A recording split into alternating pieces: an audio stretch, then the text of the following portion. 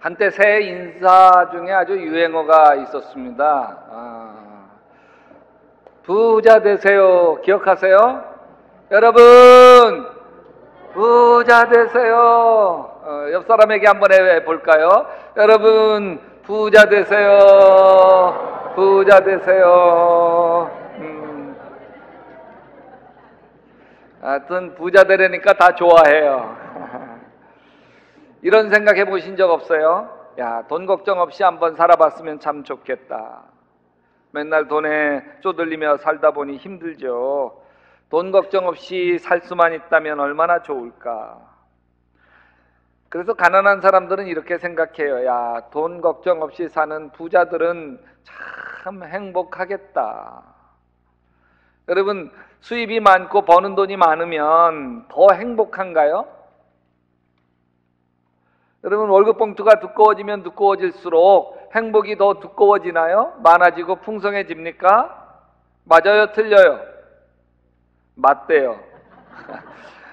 월급 봉투가 더 늘어나면 늘어날수록 행복하답니다. 이거 어떤 상담소에서 조사했는데 한 달에 100만 원 받는 사람보다 200만 원 받는 사람이 행복이 2배가 높고요. 200만 원보다 300만 원이 더 높고요. 300만 원보다 400만 원이 더 높아요. 그러니까 비례해서 이렇게 월급이 높으면 높을수록 행복도 더 높아지는 쪽으로 간대요. 근데요, 400만 원까지만 그렇대. 400만 원이 넘고 나면 600만 원 받아도 똑같고요. 800만 원 받아도 똑같고요. 8천만 원 한 달에 받아도 같대. 그러니까 400만 원 벌 때까지는요, 애써서 버세요. 열심히 버세요. 그러다가 부부가 버는 돈이 400만 원이 넘으면 돈 벌어서 행복한 건 어디까지? 여기까지구나. 그러니까 더 많이 벌려고 아둥바둥 될 필요가 없어요. 왜냐면 더 많이 번다고 더 행복해지는 건 아니거든. 거기까지만 행복해지니까요. 400만 원 이상 넘으면 돈으로 행복해지는 건 여기까지구나. 더 아둥바둥 해봐야 내 몸만 상하고 마음만 상하고 마는구나. 그렇게 생각하면 분명합니다. 그래서 여러분, 새해에 여러분 부자 되세요 이렇게 인사하기보다 여러분 이렇게 함께 인사해 봤으면 좋겠습니다. 여러분 행복하세요. 시작. 여러분 행복하세요. 행복하세요. 근데 언제 행복하셔요? 여러분 언제 행복하셨어요? 가만히 지나온 날들을 생각해 보면 행복했던 적이 참 많았는데 그때뿐이었어요. 그죠? 유통기한이 있는 행복, 시한부 행복을 우리가 맛보고 살았습니다. 영국 속담이 맞아요. 하루를 행복하고 싶으면 새 옷을 사라. 한 주를 행복하고 싶으면 새 차를 사라. 한 달을 행복하고 싶으면 새 집을 사라. 1년을 행복하고 싶으면 새 장가를 행복은 너무 쉽게 지나가거나 너무 쉽게 무덤덤해지거나 너무 쉽게 잊혀지게 되어집니다. 그러면 진정한 행복은 어디 있습니까? 성경은 분명하게 대답합니다. 진정한 행복은 천국에 있단다. 진정한 행복은 하나님 나라에 있단다. 가난해도 부자여도요, 예수 그리스도를 모시며 사는 하늘나라가 내 인생의 가장 큰 행복이라고 하는 거죠. 행복은 하나님 나라에 있습니다. 그래서 예수님은 마태복음 6장 31절에서 무엇을 먹을까 마실까 입을까 걱정하지 말아라. 너희는 먼저 그 나라와 그 의, 하나님 나라와 하나님의 의를 구해라. 그러면 이 모든 걸 너희에게 더하시리라. 이렇게 이야기하시지 않습니까? 등 따시고 배 부른 것에 행복이 있는 게 아니고 하나님 나라에 행복이 있다는 거예요. 예수님은 행복의 나라 천국에서 오셨고 천국을 위해 오셨고 천국을 얘기해 주셨고 천국을 위해 살다가 천국을 위해 죽으셨습니다. 그래서 예수님에게는 온통 천국이에요. 머리부터 발끝까지 천국이에요. 성경이 그걸 증명해 줍니다. 여러분, 예수님이 맨 먼저 마태복음 4장에 보면 입을 열어 선포한 말씀이 회개하라 천국이 가까웠느니라, 그 말씀이었어요. 마태복음 5장에 넘어가면 그 제자들을 부르신 다음에 설교를 시작하시는데 맨 처음 설교 시작이 심령이 가난한 자는 복이 있나니 천국이 저희 것이며, 마태복음 6장에 넘어가면 예수님이 기도를 가리키는데 하늘에 계신 우리 아버지여 이름이 거룩히 여김을 받으시오며 그렇게 하나님의 이름을 부른 뒤에 기도의 내용으로 첫 번째 내용이 나라가 임하시오며, 하나님의 나라가 내 가정에, 우리 교회 안에, 우리 민족 안에 임하게 해달라고 하는 걸, 그걸 기도로 우리에게 가르쳐 주셨습니다. 마태복음 13장 35절 보면 예수님께서 비유가 아니면 말씀하시지 아니하셨더라, 그렇게 이야기했는데, 예수님의 비유를 대부분 모아놓은 게 마태복음 13장이거든요. 그 13장에 나오는 비유는 다 이렇게 시작합니다.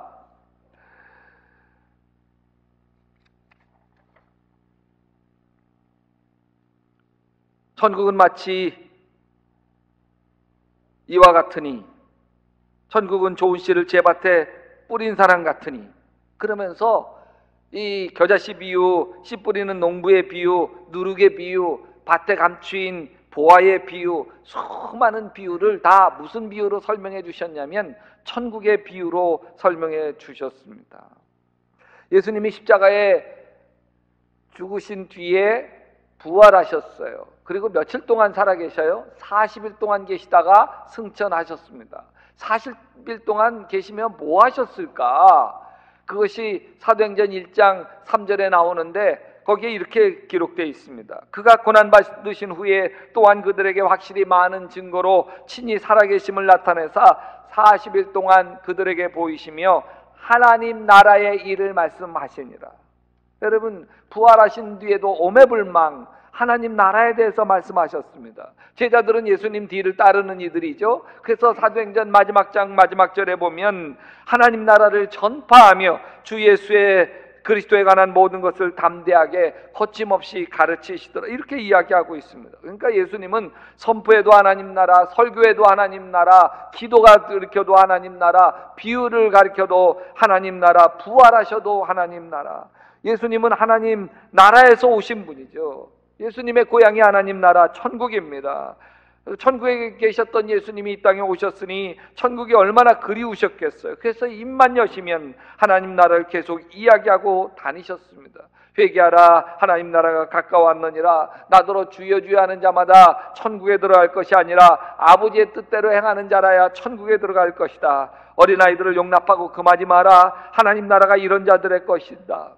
세리와 창녀들이 너희들보다 먼저 하나님 나라에 들어가리라. 예수님이 입만 여시면 천국에 대한 이야기를 하시니까 어느 날 바리새인들이 예수님에게 천국에 대해서 질문을 합니다. 누가복음 오늘 말씀 17장 20절 말씀, 하나님 나라가 언제 옵니까? 예수님이 그들에게 이렇게 대답해요. 하나님 나라는 눈으로 볼 수 있는 모습으로 오지 않는다. 또 보아라 여기 있다, 또 저기 있다 하고 말할 수도 없다. 보아라, 하나님 나라는 너희 가운데 있느니라. 여기 너희 가운데라고 하는 말이 in my heart, 내 마음속, 이런 뜻이 아닙니다. 여기에 너희 가운데라고 하는 건 within you 또는 among you, 우리들 관계 안에 하나님 나라가 있다는 말입니다. 보통 하나님 나라가 내 마음속에 있다고들 생각합니다. 찬송가도 그렇게 나와 있기도 해요. 주의 얼굴 뵙기 전에 멀리 뵈던 하늘나라 어디에? 내 마음속에 이루어지니 날로 날로 가깝도다. 찬송가도 그렇게 나와 있고, 또 심령이 가난한 자는 복이 있나니 천국이 저희 것이며, 우리 심령 속에 천국이 있다는 이야기를 합니다. 근데요 여러분, 우리 마음속에 놓여진 경험된 천국은 참 불안합니다. 기분이 좋을 땐 천국이에요. 내 마음대로 되는 게 잘 되어갈 때는 마음이 천국입니다. 그런데 갑자기 화가 나요. 그러면 기분 좋을 때 있었던 천국은 온데간데 없고 어느새 마음이 지옥이 되어집니다. 우리의 마음은 하루에도 여러 번 바뀌지 않습니까? 그러니까요, 내 마음에 기분이 좋을 땐 천국이 내 마음에 출근하고 있다가 내가 성질 부릴 때는 천국이 좀 미안하니까 슬쩍 퇴근하고 나갔다 계시고, 내 마음에 천국이요 출근하고 퇴근하시느라고 얼마나 바쁜지 몰라요. 그래서 하나님은 천국을 어디다 심어놓냐면 우리들의 관계 안에 심어놓습니다. 그래서 관계 안에 심어놓은 이 천국을 우리 마음이 맛보도록 그렇게 해놓으신 거예요. 여러분 정말 마음이 속상하고 힘들 때 찾아가게 되는 집사님, 권사님 계시잖아요. 남에게 말하기 힘든 사연을 그 집사 권사님에게 털어놓다 보면 마음이 시원해지잖아요. 그리고 그분이 야 같이 기도하자, 하나님이 도우실 거야. 같이 기도하다 보면 어느새 그 권사님도 울고 나도 울고 그러다 보면 위로가 되고 새 힘이 생기죠. 그 권사님과 나 사이에 뭐가 생겼어요? 하나님 나라가, 천국이 있기 때문에 그런 거예요. 어떤 분이 그런 고백을 하더라고요. 참 마음이 힘들 때 그냥 우리 사모님에게 기도받으며 사모님 품에 안겨서 목 놓아 울고 싶은 때가 한두 번이 아니라, 그분과 사모님 사이에 뭐가 이루어져 있어요? 천국이 이루어져 있는 거예요. 어떤 자매는 이렇게 이야기해요. 제 롤모델은 우리 속장님이에요. 저는 속장님을 본받고 싶어요. 저는 속장님만 보면 얼마나 좋은지 몰라요. 그 남편이 아내더러 그러더랍니다. 여보, 속장님에게 잘하는 것처럼 그거 반만이라도 나에게 해주라. 그리고 어떤 때는 아내가 풀주고 있고 속상해 있으면 아예 그 남편이 속장님에게 문자를 한답니다. 속장님, 제 아내에게 전화해 주세요. 제 아내는요, 속장님 전화만 받으면 생기가 돋고 웃음꽃이 피어요. 그 자매와 속장 사이에는 뭐가 이루어져 있어요? 천국이 이루어져 있는 거예요. 여러분, 사람은 어디에서 불행하게 되느냐? 한평생 겪는 불행을 100이라고 한다고 한다면, 우리가 병이 나거나 사건이 생기거나 또 뭐 여러 가지 사고가 터지거나 또 가난하거나 이런 것 때문에 불행한 것 다 합쳐도 평생 겪는 불행의 15%밖에 안 된대. 나머지 85%의 불행은 다 관계 때문에 생기는 불행이랍니다. 남편과의 관계, 시부모하고의 관계, 형제들과의 관계, 자식과의 관계, 직장 동료들과의 관계, 교인들과의 관계, 그 관계 때문에 겪는 고통이 85%의 고통이랍니다. 행복은 어디에 있느냐? 관계 안에 있습니다. 아파트 평수에 행복이 있는 게 아니라 부부 관계 안에 있고요. 직장 월급 두둑한 것에 행복이 있는 게 아니라 직장 동료하고의 관계 안에 있고요. 교회 건물 크고 좋은 것에 있는 게 아니라 교인들과의 관계 안에 행복이 있습니다. 그래서 오늘 말씀, 하나님 나라는 너희 가운데 있느니라. 우리 관계 안에 천국이 있다는 것이죠. 네, 여러분, 천국이 관계 안에 있지만 지옥도 관계 안에 있습니다. 어느 날 집사님이 얼굴이 창백해서 찾아왔어요. 목사님, 큰일 났어요. 시어머님이 저희랑 살겠다고 저희 집에 오신대요. 그래요. 시어머님 오시게 되었군요. 시아버지 돌아가셔서 혼자 계시니 자식이 모시긴 해야 되겠네요. 목사님, 아들이 3명이나 돼요. 제 신랑이 막내고요. 첫째도 있고 둘째도 있는데 왜 하필 우리 집 막내 집이 있냐고요. 시어머니 모시는 게 집사님 많이 부담되시는군요. 그래도요, 부모님 모시면 복 받아요. 목사님 몰라서 그래요. 우리 시어머니 제가 감당할 수 있는 분이 아니에요. 저 피말라 죽는다니까요. 그러면서 지나온 이야기를 털어놓더라고요. 결혼해서 시댁 들어가서 살았답니다. 35살 새댁이었는데 어느 날 시어머니가 야, 옷 허름한 옷 입고 나오라. 그래서 옷 입고 나갔더니 박스 주스러 가자. 그래가지고 폐휴지 주스러 다녔다는 거예요. 아니, 폐휴지 주스러 다닐 만큼 가난한 집이 아니에요. 서울에 상가 빌딩이 있어서 월세 받아도 넉넉히 사는 집이었습니다. 시어머니 따라 폐휴지 주스러 다니는데요, 창피해 죽을 뻔했다. 아는 사람 만날까 봐 겁나고. 아니, 그러면 시어머니한테 저 못한다고 말씀하면 되지 않아요? 그랬다가 난리 나요. 목사님도 제 시아버지 장례식장에서 보셨잖아요. 하나밖에 없는 딸 머리끄댕이 시어머님이 질질 끌고 그 문상 오는 분들 앞에서 끌고 다녔다는 거 여러분 목사님 아시잖아요. 사건은 별거 아니었어요. 시어머니가 딸에게 야, 장례식장 음식이 좀 부실한 것 같다. 최고급으로 해라. 딸이 엄마, 장례식장 음식 다 똑같아요. 이게 최고급이에요. 가장 잘 나온 거예요. 그 한마디 했는데요, 이게 지혜비 죽었다고 벌써부터 지혜비 무시해 그러면서 머리끄댕이 잡고 질질질질 이년아 저년아 하면서 끌고 다닌 거예요. 이 집사님이 첫째 아이를 낳고 이틀 만에 집에 왔답니다. 그런데 그 다음날 어디 가자고 방문을 아침부터 두들기더래. 아직 아물지도 않은 몸으로 아기 낳은 지 3일 만에 시어머니에게 끌려가는데 자신이 얼마나 비참하든지 도로에 트럭이 지나가는데 확 몸을 던져 죽고 싶더라는 거예요. 그런데 3일밖에 되지 않는 딸이 눈에 어른거려서 못했대 그걸. 그러다가 분가에서 아기와 함께 단칸방으로 이사 왔는데 거기가 할렐루야 천국이더래. 넓은 집 시댁에서 단칸방으로 이사 온 건데도요 너무너무 행복하더래요. 왜요? 지옥에서 나왔거든요. 시어머니와의 관계 지옥에서 나오니까 얼마나 행복하든지 춤추면서 살았대. 이제 세월이 흘러서 시아버지 돌아가시고 이제 다시 시어머니 같이 살자고 하니 얼굴이 창백해져서 저를 찾아오는 거예요. 다시 지옥으로 들어가기 싫은 것이죠. 시어머니 보면 염라대왕 같은데 어떻게 무서워서요. 지옥이 따로 없어요. 돈도 싫어요. 넓은 집도 싫어요. 매일 눈치 보며 가슴 졸여야 하는 지옥 같은 생활이 싫은 거예요. 여러분 사는 게 너무 싫다, 너무 힘겹다 싶은 분 없으세요?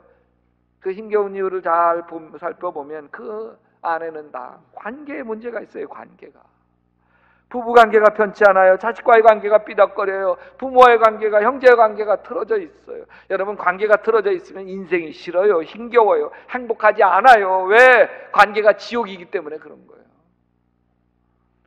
어느 날 제가 교인들에게 물은 적이 있어요.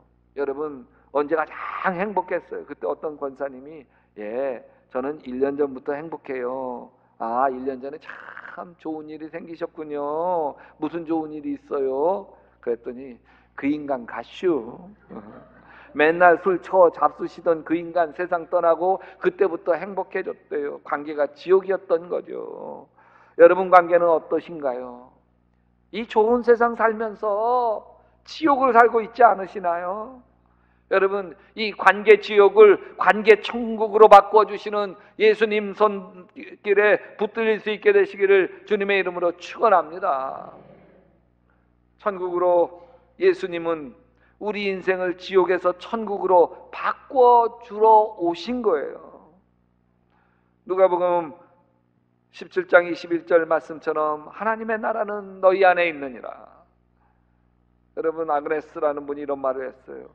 우리 안에서 행복을 찾는 것은 쉬운 일이 아니다. 하지만 다른 곳에서 행복을 찾는 것은 불가능하다. 무슨 말이에요? 우리 안에서 행복을 찾아야 하는데 그건 쉬운 일이 아니라는 거예요. 하지만 다른 곳 밖에서 행복을 찾는다는 거 하는 건 불가능하다는 거예요. 불가능하다. 관계 안에 천국이 있고 관계 안에 행복이 있는 거예요. 로마서 14장 17절 말씀처럼 하나님 나라는 먹는 것과 마시는 것에 있는 것이 아니요 오직 성령 안에서 의와 평강과 희락이라.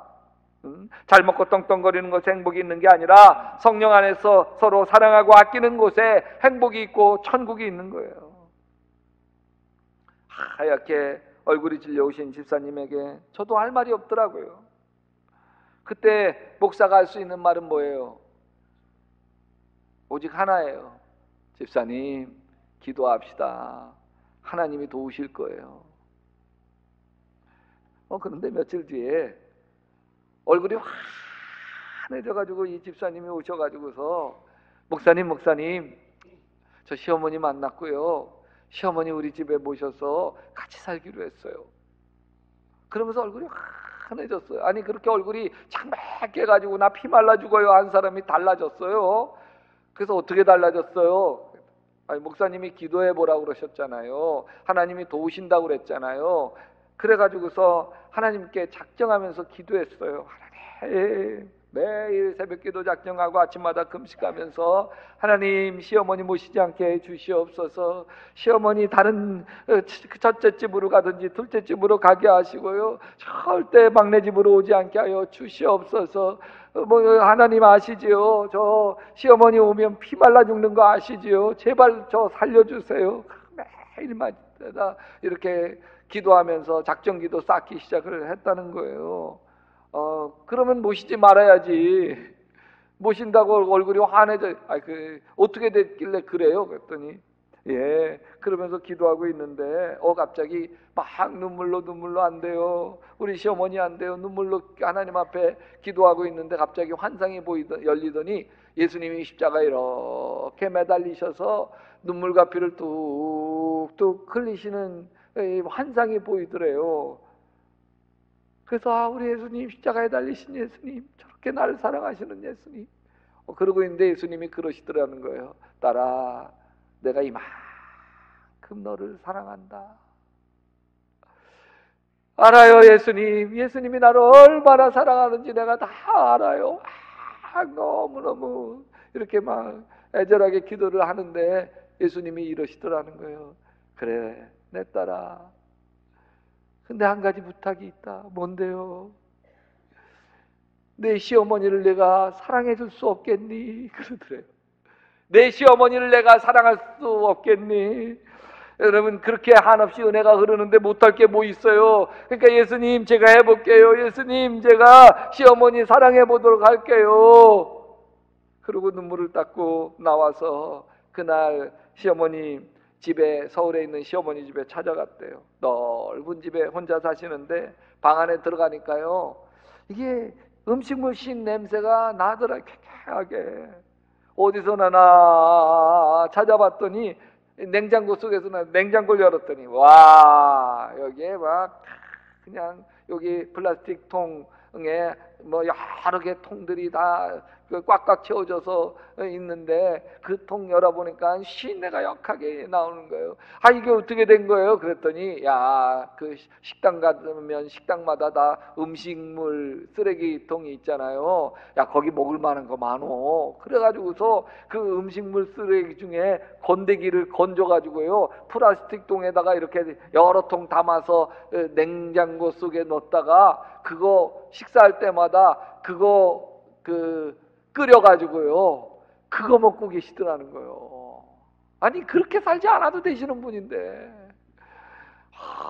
얼마나 불쌍해 보이는지. 그래서 시어머니를 꼭 끌어안고 어머니 사랑해요 그러면서 막 끌어안는데 눈물이 그렇게 나더래. 눈물 뚝뚝 흘리니까 이 시어머니가 눈만 멀뚱멀뚱 뜨고 있다가 며느리가 꼭 끌어안고 자기 붙들고 엉엉 울고 있으니까 시어머니도 같이 따라 붙들면서 그래 며느리야, 나도 너 사랑한다 그러면서 같이 엉엉 울었다는 거예요.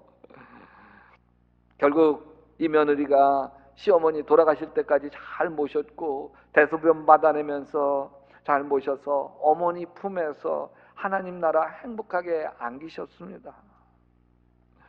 자, 보세요. 목사님, 나 시어머니하고 살면 피 말라 죽어요. 이 지옥과 같은 일이 천국으로 변했어요. 누구 때문에? 예수님 때문에. 예수 때문에. 여러분, 새해는 시작되었지만 아직도 작년의 아픔을 올해까지 끌어안고 계시지는 않습니까? 이 세상 사람들 다 행복해 보이는데 나만 힘겨운 시간 보내는 것 같고, 그래서 나만 슬프지 않습니까? 여러분, 이 시간 나에게 다가오시는 예수님을 바라볼 수 있게 되시기를 주님의 이름으로 축원합니다. 딸아, 아들아, 너를 슬픔 속에 버려두지 아니하리라. 내가 너를 도우리라. 내가 너와 함께하리라. 나의 사랑, 나의 어여쁜 자여, 일어나 함께 가자. 내 손잡아 일으켜 주시는 예수님과 함께 이 지옥과 같은 인생 벗어나 천국을 맛보며 살아갈 수 있게 되시기를 주님의 이름으로 축원합니다. 축원합니다.